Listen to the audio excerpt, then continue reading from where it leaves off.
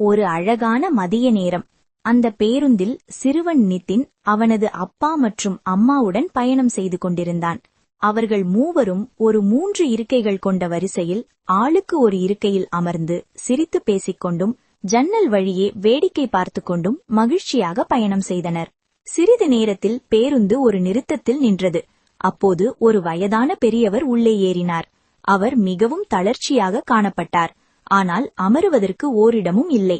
இதை கண்ட நிதினின் அப்பா உடனே எழுந்து, ஐயா, நீங்கள் இங்கே அமருங்கள் என்று கூறி தனது இருக்கையை அவருக்கு கொடுத்தார்.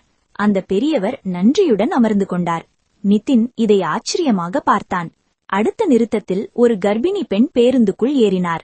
அவருக்கு உடல்நிலை சோர்வாக இருந்ததால் நிற்க முடியவில்லை. இதை பார்த்த நிதினின் அம்மா உடனே எழுந்து, சகோதரி, நீங்கள் இங்கே அமருங்கள் என்று கூறி தனது இருக்கையை அவருக்கு கொடுத்தார். இப்போது அப்பாவும் அம்மாவும் நின்று கொண்டே பயணம் செய்ய ஆரம்பித்தனர். நிதின் மட்டும் இன்னும் தனது இருக்கையில் அமர்ந்திருந்தான். பேருந்து அடுத்த நிறுத்தத்தை அடைந்தபோது ஒரு மாற்றுத்திறனாளி உள்ளே வந்தார். அவருக்கும் அமர இடம் கிடைக்கவில்லை. இதை கண்ட நிதினின் அம்மா தனது இருக்கையில் அமர்ந்திருந்த நிதினை எழுப்பி அவனை தன்னோடு நிற்குமாறு கூறினார். நிதின் தனது இருக்கையிலிருந்து எழுந்து கொள்ள அந்த இருக்கையை அந்த மாற்றுத்திறனாளிக்கு அவனது பெற்றோர் விட்டுக் கொடுத்தனர்.